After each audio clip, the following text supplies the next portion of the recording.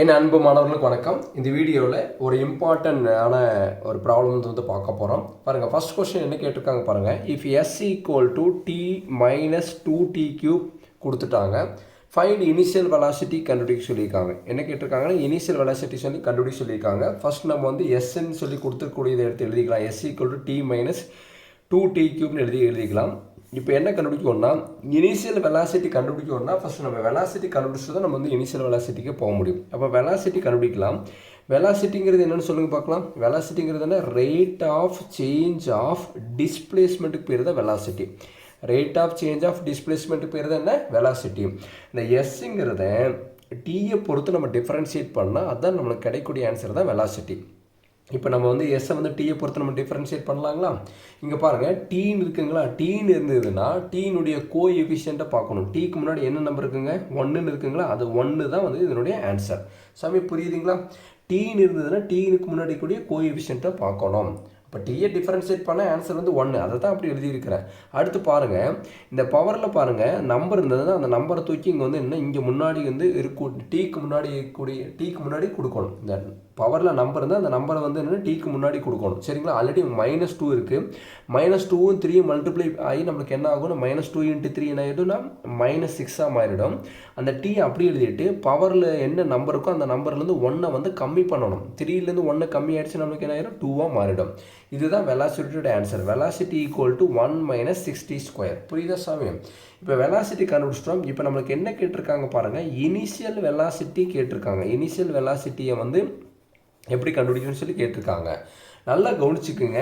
இனிஷியல்னாவே அந்த டைம் வந்து 0. அதை ஞாபகம் வச்சுக்கணும். இனிஷியல்னாவே என்னென்னு சொல்லுங்க பார்க்கலாம், டைம் வந்து 0. அப்போ டைம் வந்து 0வாக இருக்கும்போது வெலாசிட்டி என்னென்னு சொல்லி நம்ம கண்டுபிடிக்கணும். இதுதான் புரியிருக்கா அப்படி சொல்லியிருக்கேன். இனிஷியல்னு எங்கே பார்த்தீங்கன்னாலும் அந்த டைம் வந்து 0ன்னு ஞாபகம் வச்சுங்க. இப்போ நம்ம என்ன பண்ணோம்னா வெலாசிட்டியோட ஆன்சர் நம்மளுக்கு தெரியும் 1 - 6t². அப்போ வெலாசிட்டியோட ஆன்சர் எங்கெல்லாம் டி இருக்கோ அங்கெல்லாம் நம்ம இன்னும் டீக்கு பதிலாக நம்ம வந்து 0 கொடுக்கணும். v = 1 - 6 × டீக்கு பதிலாக 0ன்னு கொடுக்க போகிறோம்.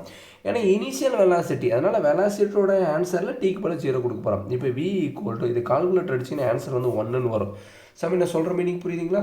இதை கால்குலேட்டர் நீங்கள் அடிச்சிங்கன்னா ஆன்சர் என்ன வந்து 1ன்னு வரும். இப்போ இனிஷியல் வெலாசிட்டினால I.V எழுதுறோம். என்ன இனிஷியலோட ஃபர்ஸ்ட் லெட்டர் I, வெலாசிட்டியோட ஃபர்ஸ்ட் லெட்டர் V. அது I.Vனா இனிஷியல் வெலாசிட்டி. வெலாசிட்டியோடைய யூனிட் வந்து என்னென்னா மீட்டர்/செகண்ட் எழுதிக்கலாம். அப்போ இந்த சம்மில் இனிஷியல் வெலாசிட்டி ஆன்சர் என்ன? 1. இப்போ பாருங்கள், இதே மாதிரி கொஸ்டின் தான். இப்போ எஸ்ஸுங்கிறது கொடுத்துருக்காங்க. என்ன கொடுத்துருக்காங்க பாருங்க, S = 6t³ - 5t +2ன்னு கொடுத்துட்டாங்க. இதில் என்ன கேட்டிருக்காங்கன்னா இனிஷியல் ஆக்சலரேஷன் சொல்லி கேட்டிருக்கிறாங்க. இங்கே பாருங்கள், ஃபஸ்ட் நம்ம கிவன் எடுத்து எழுதிடலாம். எஸ்ன்னு சொல்லி எழுதியாச்சு. இப்போது நம்ம என்னென்னா ஆக்சலரேஷன் தான் கேட்டிருக்காங்க. நம்ம என்னென்னா ஆக்சலரேஷன் கண்டுபிடிக்கணும்னா நம்ம வெலாசிட்டி கண்டுபிடிக்காமல் நம்மளால் ஆக்சலரேஷன் கண்டுபிடிக்க முடியாது. அதனால் நம்ம ஃபஸ்ட் என்னன்னா நம்ம வெலாசிட்டி கண்டுபிடிக்கணும். இப்போ வெலாசிட்டி எப்படி கண்டுபிடிக்கலாம்? வெலாசிட்டிங்கிறது என்ன? ரேட் ஆஃப் சேஞ்ச் ஆஃப் என்ன டிஸ்பிளேஸ்மெண்ட் தான் என்னென்னா நம்மளுக்கு வந்து வெலாசிட்டி. அப்போது அந்த எஸ்ஸை வந்து டீயை பொறுத்து ஒரு தடவை நம்ம வந்து டிஃப்ரென்ஷியேட் பண்ணலாம். இப்போ பாருங்கள், பவரில் இருக்கக்கூடிய 3 வந்து என்னென்னா டீக்கு முன்னாடி போடும்போது ஆல்ரெடி 6 இருக்குது. 6 × 3 நம்மளுக்கு என்னவா மாறிடும்? 18 மாறிடும். அந்த டீ அப்படியே வரும். பவர்லேருந்து 1 கம்மி பண்ணுங்கள். 1 கம்மி பண்ணால் 3ல் 1 கம்மி ஆயிடுச்சு. நம்மளுக்கு என்ன வரும்? 2 வரும். அப்போ 6t³ டிஃப்ரென்ஷியேட் பண்ணால் 18t². இங்கே பாருங்கள், இந்த மாதிரி டி இருந்ததுன்னா பவரில் ஏதாவது நம்பர் இருந்தால் அந்த நம்பர் தூக்கி முன்னாடி டீக்கு முன்னாடி போட்டு பவரில் 1 கம்மி பண்ணுவோம். பவரில் நம்பர் இல்லைன்னா டீனுடைய கோஎஃபிஷியண்ட்டை பார்க்கணும். டீக்கு முன்னாடி என்ன நம்பர் இருக்குது பாருங்கள்? -5. அந்த -5 அப்படி எழுதிடுங்க. 2ங்கிறது கான்ஸ்டன்ட் டிஃப்ரென்ஷியேட் பண்ணால் 0 வரும். அதனால் நம்ம எழுத வேண்டியதில்லை. இது வெலாசிட்டி கண்டுபிடிச்சிட்டோம். இதுக்கப்புறம் தான் நம்ம என்ன கண்டுபிடிக்க முடியும்? ஆக்சலரேஷன் கண்டுபிடிக்க முடியும். சாமி புரியுதுங்களா? ஆக்சலரேஷன் நம்ம எப்படி கண்டுபிடிக்கலாம்னு சொல்லுங்கள் பார்க்கலாம். ஆக்சலரேஷனுங்கிறது rate of change of velocity. Rate of change of velocity தான் என்னென்னா ஆக்சலரேஷன். வெலாசிட்டியோடைய ஆன்சரை டீயை பொறுத்து நம்ம என்ன பண்ணணும்? டிஃப்ரென்ஷியேட் பண்ணணும். கரெக்டுங்களா? அதனால தான் நம்ம ஆக்சலரேஷன் கேட்டால் நம்ம டைரெக்டாக ஆக்சலரேஷன் கண்டுபிடிக்க முடியாது. வெலாசிட்டி கண்டுபிடிச்சதுக்கப்புறம் தான் ஆக்சலரேஷன் கண்டுபிடிக்க முடியும். இப்போ இந்த வியை டீயை பொறுத்து டிஃப்ரென்ஷியேட் பண்ணலாங்களா? இப்போ பாருங்கள், இந்த 18t² இருக்குங்களா? பவரில் இருக்கக்கூடிய 2 தூக்கி டீக்கு முன்னாடி போடும்போது ஆல்ரெடி 18 இருக்குது. 18 × 2 நம்மளுக்கு என்ன ஆகும் பாருங்கள்? 36 ஆயிருங்களா? அந்த டி அப்படியே வரும். 2லேருந்து 1 கம்மி பண்ணால் என்ன வரும்? 1 வருங்களா? t⁻1ன்னு வரும். t⁻1னாலும் ஒன்று தான், டீனாலும் ஒன்று தான்.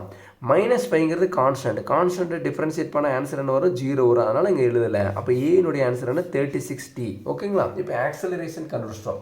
இப்போ நம்மளுக்கு கேள்வியில் என்ன கேட்டிருக்காங்கன்னு பாருங்கள். நம்மளுக்கு கேள்வியில் இனிஷியல் ஆக்சலரேஷன் இருக்காங்க. சாமி நல்லா கவனிங்க சாமி. கேள்வியில் என்ன கேட்டிருக்கிறாங்க? Initial acceleration.